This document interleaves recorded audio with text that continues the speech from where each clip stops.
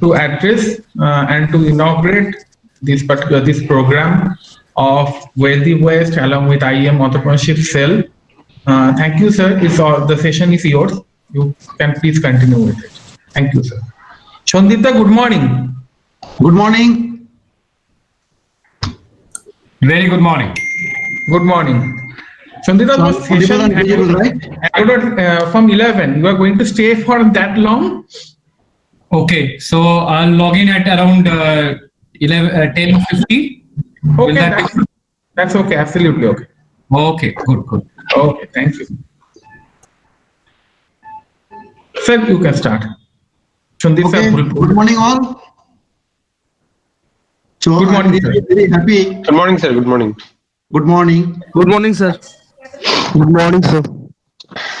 I'm really very happy to see this August gathering for this entrepreneurship and innovation. I just very few things I just want to highlight or just want to point out. The first thing is, suppose you are solving a problem. So you are doing some assignment or whatever it is. So to solve that problem, there are multiple ways to do that. Number one is the pretty easy one. You ask your friend, please just give me the solution through WhatsApp, copy it, give it. Number one. Number two thing is, you want to do it really. You want to solve it. So that passion you have. And to do that problem, you need to know some formula, some tools, something like that. So to solve a problem, what are the things you need? You need your passion and some tools, right? So now think this solving a problem is something, your business idea. And you have tools and all, you see, these are technologies. And that the passion, the wish that you have to solve it. So to do some entrepreneurship or open a company and all, these are the three things one need. But very difficult to get within one person, all the three things. See, technology is what is technology? You have the solution and you are looking for a problem. Business idea means you have some idea, you have some problem, you are looking for a solution. And there should be marriage between these two. And to do this marriage, a priest is needed, Purohit. That passion is important, right? Now, these are the things to open any company, to any entrepreneurship and all. These are the quality. Now, suppose you have opened a company, you are not doing that much well and all. So what are the things we need? We'll be thinking that, okay, I know the technology. I am pretty strong in technology and all. Yes, you are very strong in technology. Those things are fine. But you need to have, according to the time change, you need to innovate. Unless you do innovation, your company is not going to sustain. There are multiple examples and all, and we have heard that thing in many seminars and all. So this innovation. Now, we generally mix up between innovation and invention. Two are different actually. Innovation and invention both are different.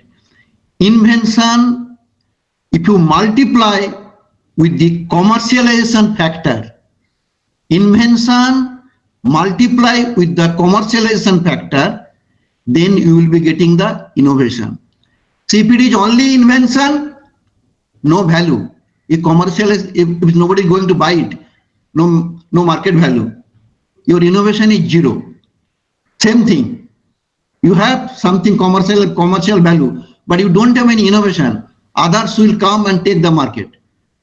So this innovation, invention plus commercialization, these are the two things, most important thing. Now, some of the things people will be thinking, some general idea people will be having, oh, do I need to be a pretty good student? Do I need to be a pretty good student? Absolutely not. What you should have, you are a reasonable good student, and who are in IEM, they are pretty good student. So that point, simply remove it. You have the capability. Now, you think that it depends on the individual. One individual can do it and all these things. It is individualistic. Somebody can do it. See, you should have the passion, and only one person cannot run the show. So you should work in a team. And some people will say, no, this entrepreneurship and all, no, is there, it is born, they are not made actually. It is not true. You see the history, there is no direct correlation between those things and all. You might say that it is pretty risky. Yeah, it is risky in the sense how to manage the risk, how to mitigate the risk. You have to see, you have multiple problem, multiple advantage, multiple problem. So you have to channelize those things where probability is more, you get the more advantage, less risk. So, sorry, these are the most important things. And you might be thinking that you need to be pretty charismatic and very big things, then you can run the company. No, not at all. You should have the idea, you should have the good leadership skill, and you should know how to affect the changes. These are the things needed. And you might have seen those startups company and all, now they are very indisciplined. They are doing this, that, all cash flow problem, all those things are there. They are doing everything. And you apparently will think that they are indisciplined. It is not. They are not indisciplined. They are highly self-disciplined. Okay. So these are the few points I just want to highlight. I wish some of the some of you from here will come up and they will give jobs to so many of your batchmates. Thank you. Thank you all. Thank you, sir. Thank you so much, sir. So now I would like to request Shayok if you can give some brief introduction about the program and as well as about what Wealthy West do. So if you can give brief, or anyone who is hosting. Okay. So actually, this pardon, sir? Okay. Actually, we started this journey 2 years back when we were in the first year. So now there is yet a long way to go. And thanks to the Wealthy West team, who are always supportive, hardworking, dedicated towards all their job they have been assigned throughout the times. And Wealthy West is actually a venture for eco-friendly products and other product managing wastes, different kinds of waste, whether it is plastics to oil conversion or conversion of plastic into tiles. So these are on process. These are not yet launched, but we are giving our best to go on this. And Perivilon event, if we talk about this event, we started just to give a platform to all the new startups, new upcoming startups from IEM, UEM, Kolkata, or even from other colleges. We have few other colleges like IIT Guwahati, NIT Mizoram, NIT Durgapur, IST Shibpur, Jadavpur. So there are ample of colleges we have in this platform Perivilon 2020 along with us to share their ideas and views. So hope so all will get the nice platform with a nice environment and will get the scope ahead if they are planning for a startup or entrepreneurship. And even I will best of luck to all my juniors who have joined, to the seniors I will take the blessings, and with this good note I would like to hand it over to Sanchita Hajra to continue with the new session. Good morning, everyone. I'm Sanchita Hajra. First of all, I would like to introduce our speaker of this session, Mr. Rohit Sarkar. Mr. Sarkar is the co-founder of Distronics. Excuse me, Sanchita. Excuse me, Sanchita. Rohit has joined. He has joined. Sir, I don't know. I guess he just texted me that he is on a call. He is going to join within next 2 minutes. So I am not finding him in the list. So let him come first, then give him. Okay, So before that, I would like Zainab, you can go with few more achievements of Wealthy Waste, absolutely, or with the short notes of Wealthy Waste. Yes, definitely. Zainab? Earlier, when we started, Wealthy Waste was a very small word. Sir, kindly you rejoin. Your connection is getting. me. You are talking to me. Is it? Shaik, your connection is weak. Shak, I guess your connection is getting some problem. Shaik, are you there? I think Shaik has a weak connection. You continue, Zainab. You continue. Yeah. So, first of all, I would like to thank each one of you for being here with us today. And we are pleased to be able to welcome those of you that have been a part of this journey and those who are new to this journey. Now, Wealthy Waste, when we started Wealthy Waste, it was nothing but just an idea how to reduce the use of plastic, how to reduce the pollution, and we were so engrossed in it that we planned, let's do something to make this possible. So Shayad and some of us, we came up with this idea, let's start the startup. Now, eventually, when we started, we were very hopeless of how to get along with it. But suddenly, with the help of everyone and with the idea we thought was a very small idea, but eventually it grew up. And now we are a big team, big family. We have achieved many blessings from everyone. We have got appreciation from PM Narendra Modi. We have even been able to present ourselves in Nagpur. We were there as a judge, and it's because we have been working as a team, and I hope we get along there smoothly, that one day even we give job to others. So on behalf of my team, I sincerely thank and acknowledge every one of you who extended help to us and for making this event a grand success. I would like to thank Dr. Satyajit Chakraborty, President of IEM, Professor A.K. Nayak, Principal of IEM, Professor Avijit Bose, Chairperson of IADC Lab and Faculty Coordinator, Professor Shankhamitra Poddar, Faculty Coordinator, and Professor Pravir Kumar Das, Faculty Coordinator. So I guess, Sanchita, you have something to say? Rohit sir is not joined, right?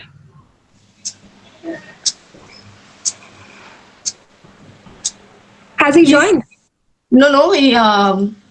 Maybe we can come with the second speaker, and when he joins, you can recall him. Shopnamoy?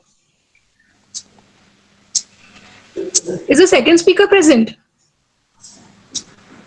He is just joining. He just called me. He is just joining. Okay. So, Have Mr. Sandeep Sengupta joined, sir? No. He left. He will join at 10:50. Okay. Rohit is joining. Just wait for it. And before that, I would like to say something about IEM Entrepreneurship Cell. Yes. I would like to introduce that to many people over here. I guess all of you are known about it in some way. But we started IEM Entrepreneurship Cell at the year of 2007. We started for the first time with, you will not believe, with only 5 members.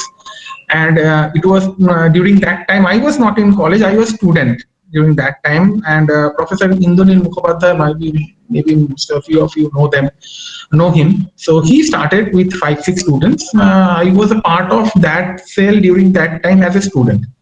So not that year, from 2009, 2008, I joined that cell.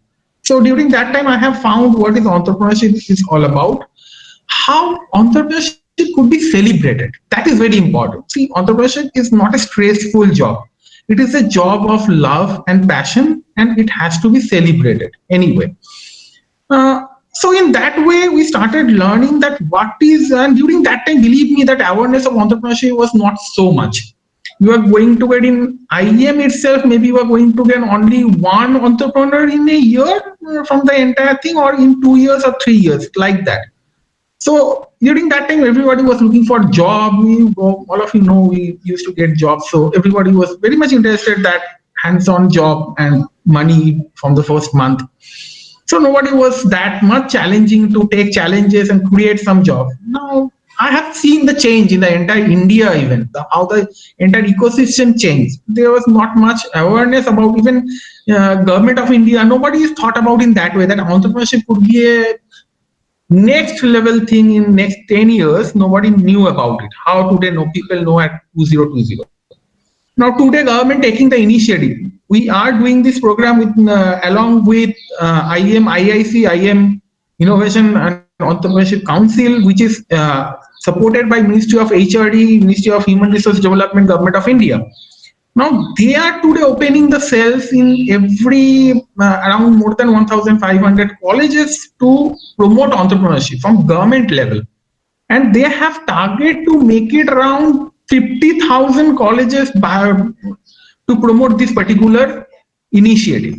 And they are choosing some zonal hubs, zonal centers to promote those entrepreneurship and to fund people, to give them mentorship. That is very important. Even funding is there, but more than that, mentorship is very important, because of mentorship can lead you towards that success or towards that particular way where you can got the success. That is very important. They can lead you. Now, I have seen that change, and during that time, I started with 5 people and 1 entrepreneur there. And around 2013 or 14, I take the charge of IEM Entrepreneurship Cell. During that time, I have seen Rohit. Let me tell me about him. He was the first person who started, who was not only an entrepreneur, he was also a very good motivator to others.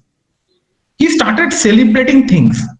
And during 2013, we started celebrating NEN Entrepreneurship, NEN E-Week, Entrepreneurship Week. We tied up with National Entrepreneurship Network, and we started celebrating it. And I have seen that magically people start attracting towards us. That they have seen that we are celebrating an entire week on entrepreneurship, and people who didn't know about entrepreneurship, they started knowing what is entrepreneurship is all about.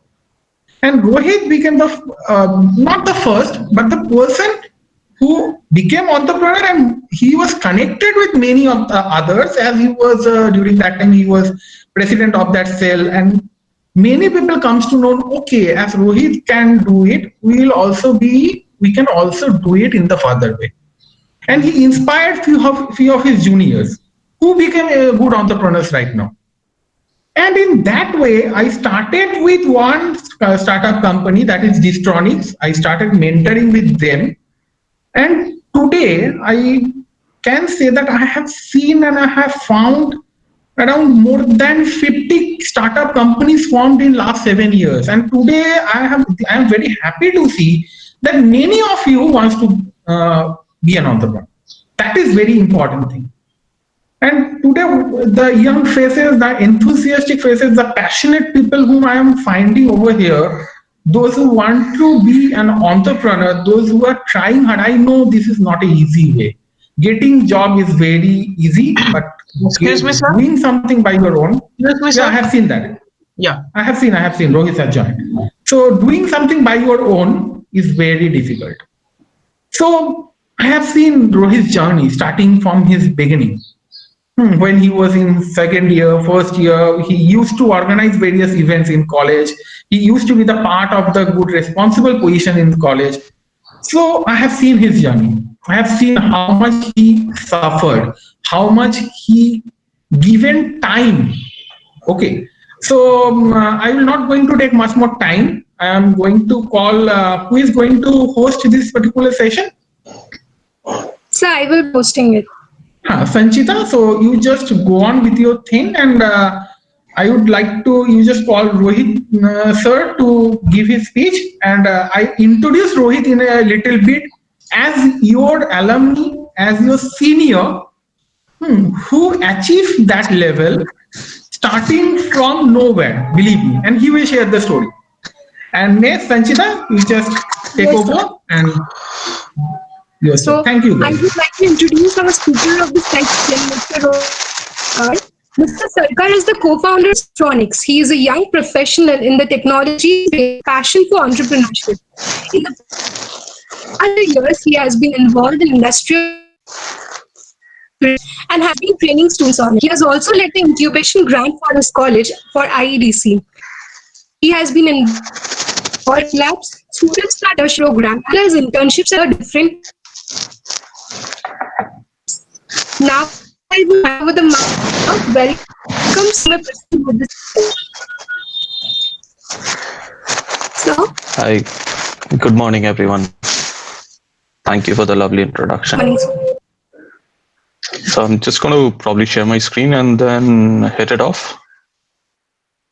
I'll try to keep it as concise as possible, and then probably open it for Q&A.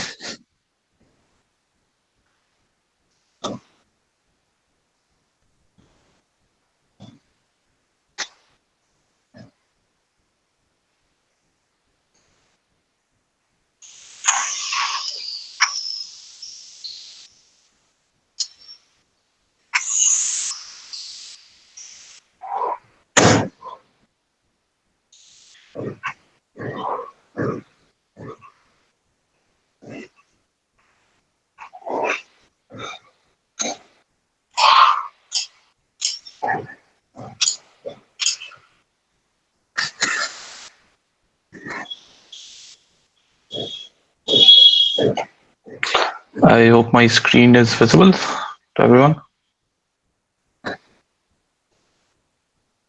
Yes, it's visible. Perfect. So thank you guys for joining early in the morning on a Saturday. I'm overwhelmed to see the attendance levels. If it would have been me, I will probably be sleeping it off by now. So yeah, thanks a lot. So Bistronics, so I'm an alumni of this college, year 2015 pass out batch.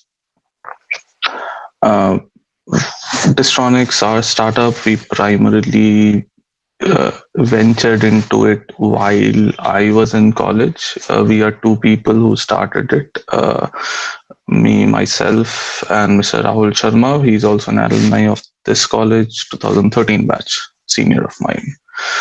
We started this off kind of an ideation journey while we were in college, and both of us belong from non-entrepreneurial backgrounds. We are first generation entrepreneurs, to say the least. So when we started it off at an ideation phase, we were interested and looking into automation as a whole through different perspectives. So I'll just give a brief on what we are doing now so that it's easier for me to kind of connect the dots. So about 2020 now, we work in the industrial IoT space. We have deployed 15,000+ industrial IoT devices or nodes in 40+ cities in India and abroad, 3+ countries. And we work very closely with very large corporations on unmanned robotics. Unmanned robotics does not always mean drones, but unmanned robotics as a whole. So that is what we do now with a sizable team. Over the last 5 years, we have worked with, these are only some of the name companies that we work with or partner with. We have many more to add to this. So some of the biggest names in the industry per se. I'll explain, since we are all engineers here, I thought I would take the opportunity to explain a couple of interesting use cases in order to get you a feel of what the problem statements are there in the industry and how we can solve them, and at the same time kind of giving an idea on the implementation of engineering as a whole. So the first problem statement I would like to mention upon is something that probably you can relate to. It's the second problem statement mentioned here, retail chillers. So we were doing this project for the world's largest chocolate company, which is Mars Chocolate. You guys must have had Snicker chocolate bars in India. It's readily available these days. So Snicker Chocolates is actually owned by a brand, or rather a corporation called Mars, which is a US-based company, which is the world's largest chocolate company. Now, very unique problem statement and very real-world problem statement. And so I'll just give you a brief about the problem statement before I continue. So the problem statement, you must have gone to these Kirana stores and departmental stores where you have seen these small branded refrigerators. Okay, you have Cadbury branded refrigerators, Snickers branded refrigerators, Coca-Cola branded refrigerators, and so on and so forth. Now, I'm looking at it from the Mars point of view, that what are the problems that they faced. First problem, it's a perishable good. If the good is, if the refrigerator does not work for 48 hours or more, then all the chocolate goes bad. Second problem, since these refrigerators are actually never bought by the retail stores, so the retailers do not take much of a responsibility. So chocolate khatam ho gaya, to andar mein pani rakhna chalu kar dete. And we have all seen that at all sweet shops and so on and so forth. Coca-Cola fridges, branded Coca-Cola fridges, but it's usually dahi and milk and water which is inside. Third problem, even worse, in tier 2, tier 3 cities, लोग घर लेके चला जाता है refrigerator. Fourth problem, in tier 1 cities, in large departmental store chain stores like Spencer's and so on and so forth, the company, the Coca-Colas and Cadburys of the world actually pay to put their refrigerators or branded stalls in front of the cash counter. Now, the reason for doing that is it's human nature that when you kind of check out, you have a tendency to buy a 5 rupee, 10 rupee, 20 rupee thing without thinking much. But what happens is over here also they kind of sell the same spot to multiple people, and what happens is whenever there is an audit, they will come and check कि वो refrigerator कहीं और पीछे में रख दिया. And like, why is it there? So the usual answer is it's खराब हो गया and so on and so forth. Now the biggest problem statement, just this company alone has about 40,000 refrigerators in India in about 30 plus cities. Just imagine the amount of manpower you would need to keep on surveying them and surveillance them and managing them. It's nearly impossible. So that's where IoT came in, or industrial IoT came in, and we pitched in along with TCS there as a partner to deploy a solution to help them out. So the reason I told you about this, so that you have a better background on what we are doing as of today. So now moving forward from there, that how did we reach here deploying these kinds of solutions? So back in 2014 or 15, we started off with an idea. The idea was related to automation, and the idea was related to IoT when the term Internet of Things was not even coined. So we were a 2-member team, 2 co-founders and some mentors here and there. So the first thing I wanted to mention to the students here, very importantly, see, the initial team is what we felt is the most important aspect And it's not only the co-founders. It can be the members, the initial members who are helping you out, who actually believe in your product or in your process, while you do not even have a product or process. And third and most importantly are mentors. See, good guidance is always hard to come by. See, there'll be a lot of guidance, but not of good guidance. So good guidance is always hard to come by. So we were lucky enough, both guidance from the college level and outside the college, decent networking. When I come to this idea of a big concept, see, everyone talks about you need a big idea in order to kind of start it off. Okay. But over the years, I feel you can really achieve this through a couple of methods. It's not always one fine day you dream about something. Okay, the first one, which I call, is a natural or clinical outcome. What is a natural or clinical outcome? See, the problem statement that I just mentioned and the solution, the reason that I mentioned to you was that this problem statement existed. And it did not exist for only the last 2 years while we were in business with them, but it existed for a longer period of time. But the idea was, never did someone with the capabilities that we had really assess the problem statement in the manner that we had. So the idea here definitely is that when you are looking at an idea of kind of the big concept that you want to go and start with, it is not always that you need to kind of dream of something. You can find the problem statement and clinically solve it. And also making sure that the problem statement found has a market need. It's very important to understand, and then clinically solve it with the talent that you have. Second, never ever consider ki if we are doing something technically excellent that it would have a commercial value. It may not. All right, it absolutely may not. See, always do a techno-commercial feasibility. It will not be possible for you to do it. So it's better to leave it to a mentor or someone else to do it.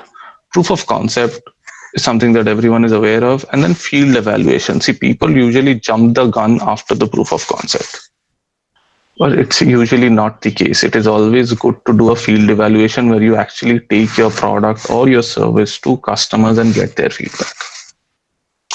The reason I mentioned, when we started off, our ideas were very different to what we are doing today. And this entire transition has been just due to multiple field evaluation and multiple proof of concepts. Okay. So, and primarily what you might want to achieve and what you're planning to achieve, it can be very different than the kind of the product or the service, etc., that you have thought of today. So you need to be really clear on the fact that have a understanding that what you actually end up doing is not what you thought, and you have to be very flexible on that. All right, as I said, we were first generation entrepreneurs. The first thing that actually hit us, which is other than anything which is technical or customer related, is basically paperwork. Paperwork is probably in India the most complicated thing we have come across. It's much easier to get customers rather than to get paperwork done properly. Company registration, compliances, understanding of taxes, intellectual property, 4 important pillars that we all need to be aware of. Just because you can code, you're not an entrepreneur. No one will give a damn until unless these. See, being an entrepreneur is only 10 or 15% of your technical capabilities and 85% of something else. And these 85% is people skills, paperwork skills, sales skills. So basically, how good can you really pitch yourself, and so on and so forth. So everyone should keep that in mind very crystal clear. So paperwork these days has become super easy. There are mentors, there are agencies who can help you with that. Back in 2013, 12, 13, 14, we really did not have much. It was pretty difficult. I've paid insane amounts of penalties and fines because of something that I was not even aware of. Funding and space. Okay. One thing I always discuss about in any meeting is the word funding is not taken in the right sense. You don't need to be funded in order to be successful. We as a company are doing this kind of work 5 years down the line with zero funding. We are 100% bootstrapped and no liquidation till date. So again, when you start off, it's not always that you have funds with you to start off with the basics, but it's always important to have a notion of something called a cash cow.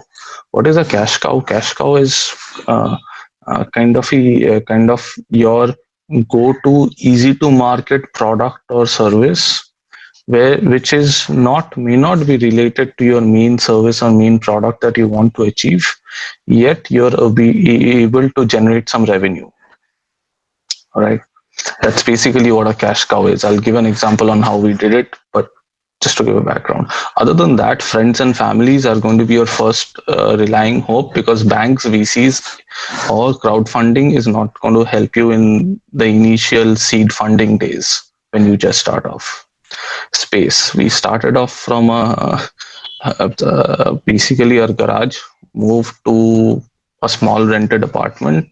Now we have 2 offices in Kolkata. So these days, co-working spaces and incubation centers have been extremely popular and available. So take advantage of those. We didn't have them back then, and it was a problem. We had to rent out entire spaces and foot in the bill. Okay. So while I just mentioned about funding and bootstrapping, I'll just mention how we did it. So when we started off in the initial days, we used to do quite a bit of training, both workshops, trainings, both in our college, outside, schools, so on and so forth. Was that our main line of business? Probably no. But yes, I love teaching, and it was a good experience. But it actually ended up, and we actually started to doing it as a hobby, but it ended up being a decent, not decent, but a survival business tactics. Okay. So it's but whereas now what we do on automation and industrial automation and industrial IoT is very different from having a training genre or a workshop or a teaching genre. It's very important to understand that it doesn't matter, because if you have kind of a cash cow in hand, or any opportunity, should not miss it out. Because it's not always that you're going to get an opportunity to work 24/7 on your idea itself. But it is important to understand the practical bits of things. Second, from a funding point of view.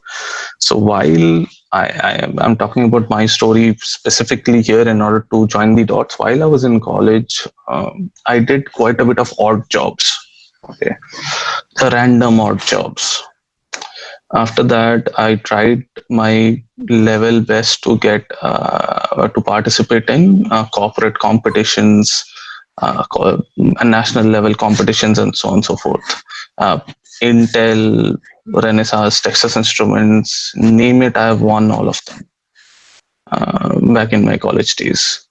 And that gives you a good kind of a moral booster, as well as the prize monies are pretty hefty in corporate competitions. It's always good to have some cash in hand. And then I focused really well on getting some good internships. Second year, between second and third, I did an internship with the world's largest microcontroller manufacturer. And between third and fourth, I was in Silicon Valley. Third and fourth, I was in Silicon Valley for a prolonged period of time for a kind of a all paid, all expenses covered internship for one of the largest software product companies in the world, SAP Labs. I used to work with startups there for a long period of time and continued into a PPO. So also that gave me, so during that entire period of time, I was extremely miser and saved like hell. Because I know I needed that cash post passing out, because I had plans to not take up a job. So after that entire scenario, I had gathered some bit of funds, not much, but some to survive a year or two on kind of a college lifestyle. Something that I realized while passing out is to one, if you do not have the determination or the risk-taking capability, it's better not to start then. Because the moment you have a plan B or a safety net, it's not going to be a very helpful situation. So I'll give you an example. When I returned from SAP Labs, I had a PPO for a significant amount of money, a significant amount of remuneration in Silicon Valley. The first thing that I did, I turned down the PPO. Second thing that I did, I turned down the college on any placement offers. I actually did not sit for the placements at all. And I kept on working on my startup 100%. The reason I did that primarily because I did not want a plan B. The moment I would have a plan B, the days when it would get really tough, I know I would have an escapist mentality and try to escape and go into the plan B. Second that I did was kind of while passing out, it was very clear to me that if I need to kind of build the startup as a whole, I would need to survive on my own funds. And those funds were not much. So I calculated how much I had and I calculated, okay, I'll give myself 2 years. So I more or less came down to a like college level budget of survival for 2 years after I passed out. And believe me, that's one of the most difficult things to do, not because of the budget, but because of the mental strain that it takes on you. Because when you look at your friends doing excellent jobs and their lifestyle improving leaps and bounds post passing college, that mental stress is something that you're going to kind of train yourself to handle. That okay, these 2 years I'm not going to look at that entire socio-economic angle. I'm just going to focus on work, irrespective of how I am surviving. If you're unable to do that, believe me, you will probably fail in the first month or so. Because even while I'll clear some airs as well, so that people think if someone gets funding, they'll be able to kind of pay themselves as well. The funny fact is still you're getting a Series A funding, which is probably while your product has matured, the founders or the co-founders cannot really draw salaries. So coming to the first customer. So everyone talks about the first customer and how to get the first customer. For us, we had no references, no backgrounds, kind of no silver spoon to our mouth feeding us a customer. Whatever the customer names that you have seen in my previous slides or even more are all through cold calls, events, and access to alumni networks. That's all. So it's not always necessary to have that idea that you cannot start from scratch. We started from scratch, zero, absolutely zero, no connect in the industry. I was not connected to the industry at all, the IT industry, the electronics, nothing at all. The first and foremost thing that I personally did and I benefited from is probably attending events. Attend as much events as you can. Because I think there's a very common common phrase that is used these days, that is your net worth is as much as your network. It's absolutely true. Okay, there is no denying about it, irrespective of how good a product you have or how good a skill set that you have. It's not going to make a difference unless and until you have your first customer. So by attending events, I mean every decent corporate events that you find, go there. Talk to as many people as you can. At the max, what will people say? I don't have time to talk to you. Or they'll reject you. You have hardly anything to lose. There's nothing to be rejected about. Talk to as many people as you can. You will probably find some of them to be some top-notch officials to be most humble and most accommodating. You never know that you will get some really good feedback and make some really good connect. So and also do not target events just for the namesake of it. Just target events which make sense to you. Start rationing your time in a better manner. See, time is the costliest thing that we as individuals are spending every day. It's not the money that we earn.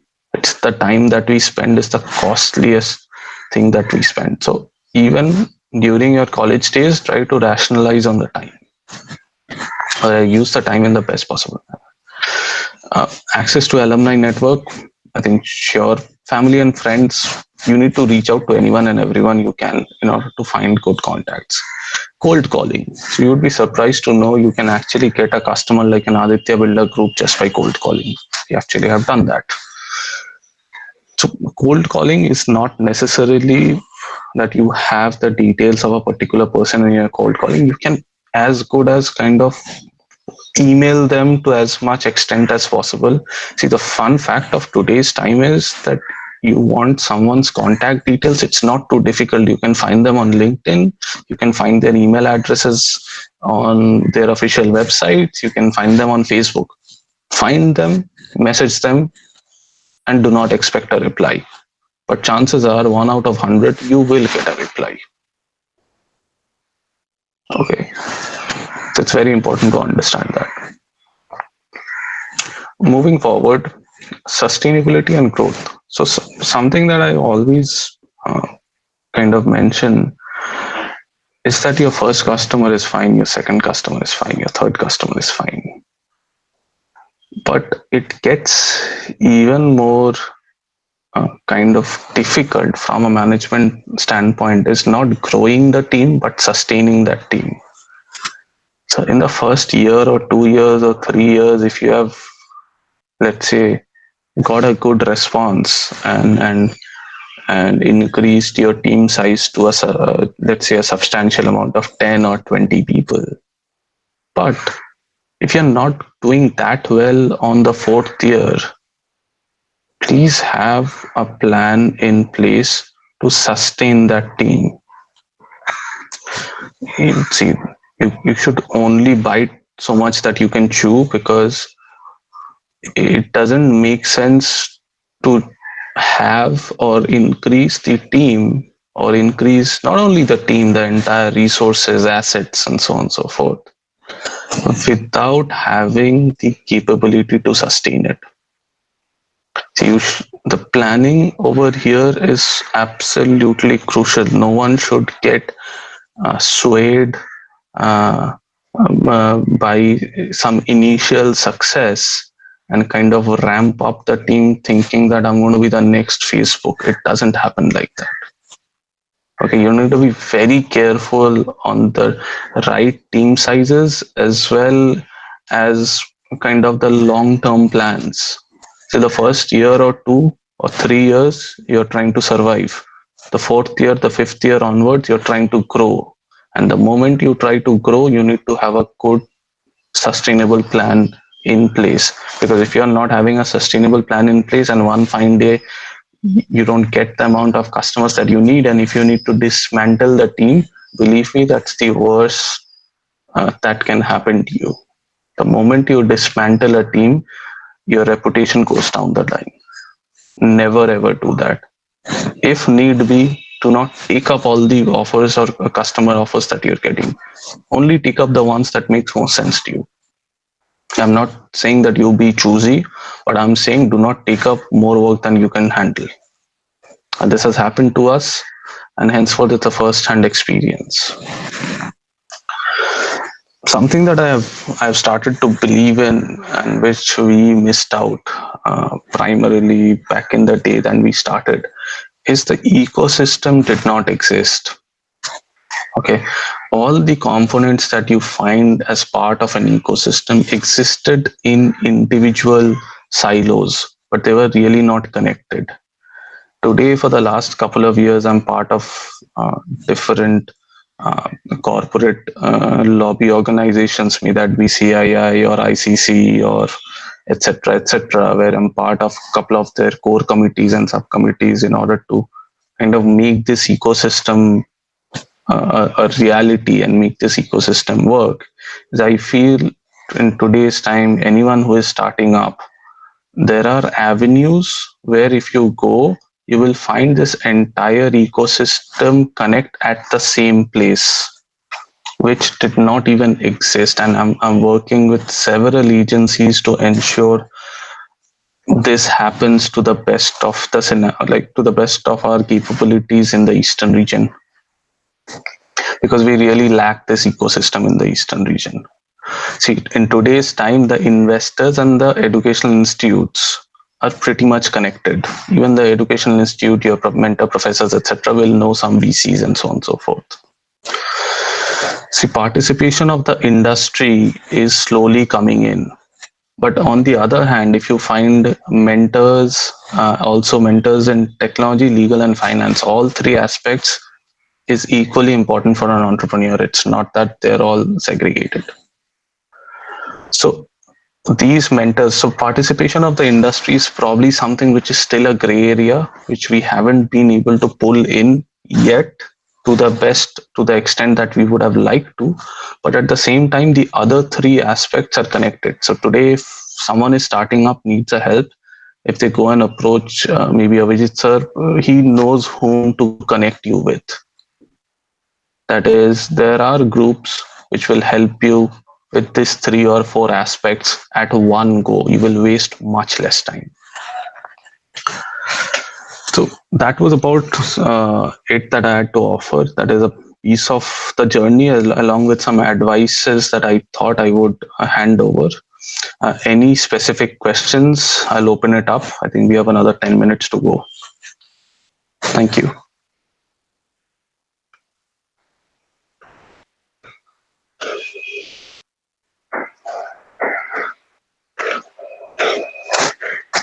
I would request the host to take over.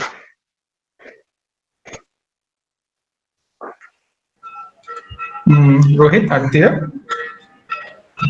Hello. Rohit? Yes. Can you listen? Okay.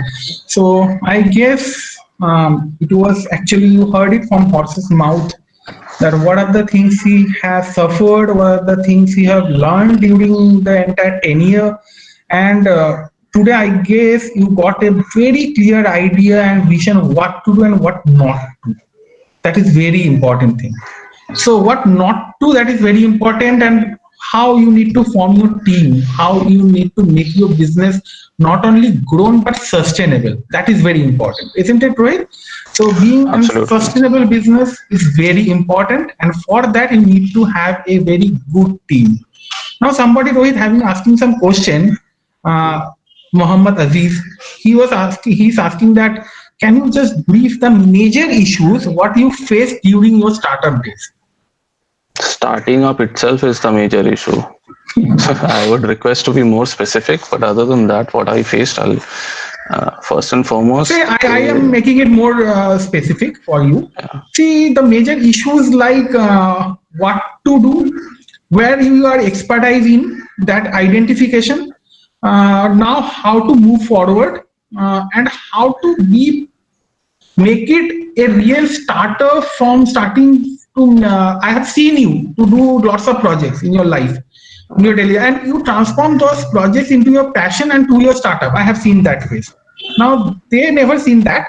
Okay, so can you just tell them that how you have made your project days and your those passion into a business, into a startup, which became a sustainable company today? Sure.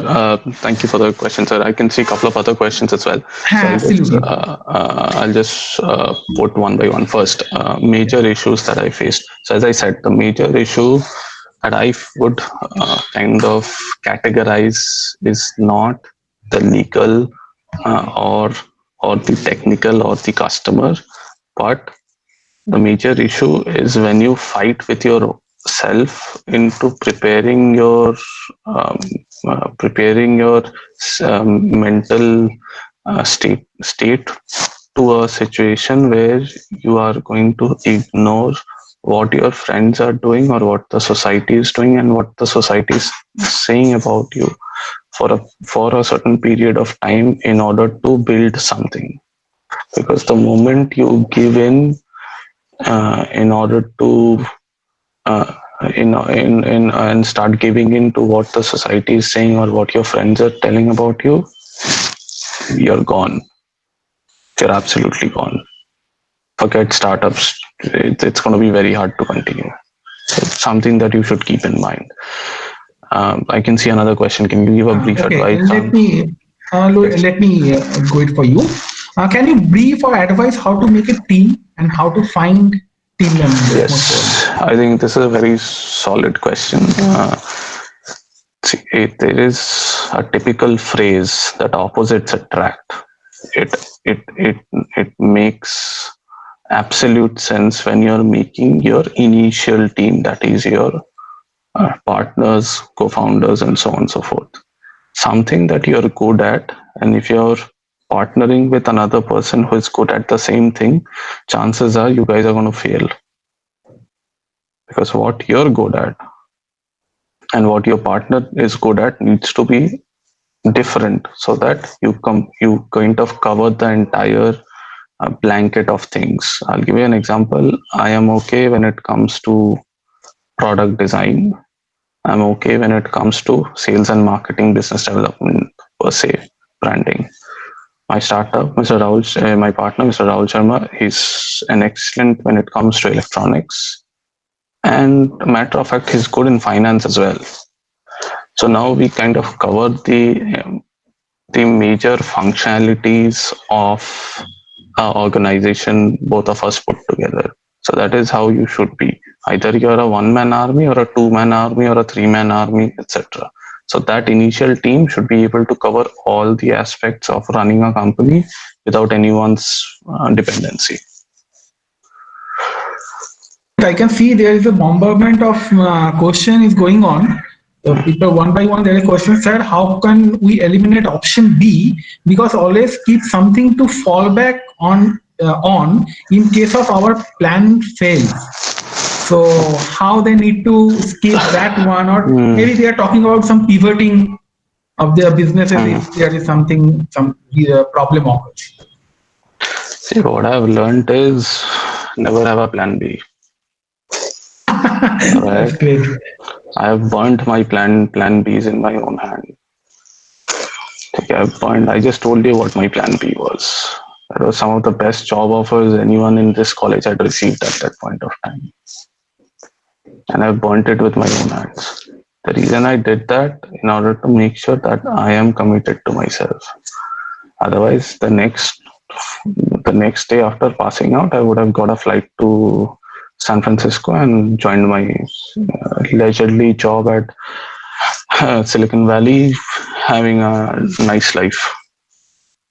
So if you are not committed enough to not have a plan B, I would think it would become difficult. See, at this point of time, when you're passing out, you're educated, you don't have much of a liability, and you have enough skill sets to be hired. So I always had that in mind. Let me give myself 2 years. If I do not succeed, it's not going to be that difficult for me to get a job. Because whatever I'm going to do in these 2 years, I'm going to learn something out of it. I'm not going to waste it. So always have that in mind. It's not very difficult to get a job. You'll get a job. You can always make a plan B after everything has failed. Okay, so somebody asking very preliminary question, that is, can you please highlight that from where we can get idea for startup? What are the right way of thinking about a startup?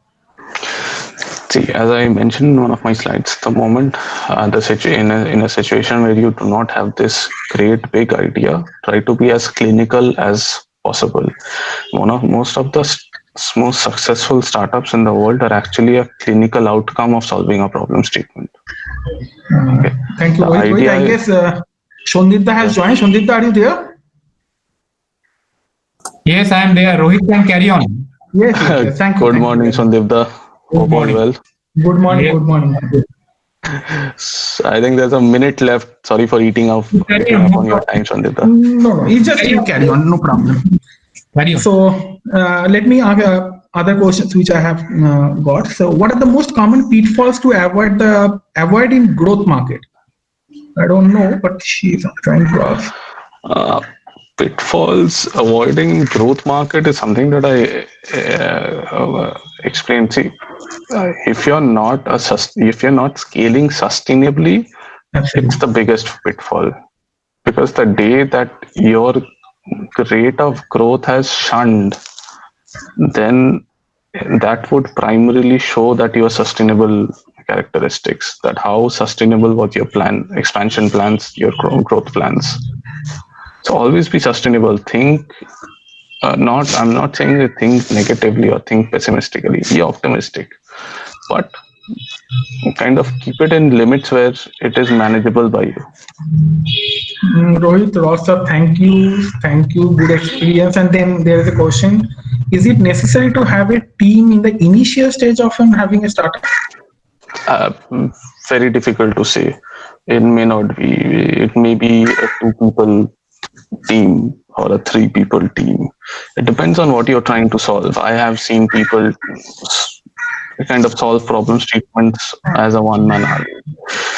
So very difficult to say. I would kind of categorize it depending on what you're doing. If something that you're doing cannot be done by yourself, then definitely think of building a team rather than to do everything on your own. It's going to be a waste of time.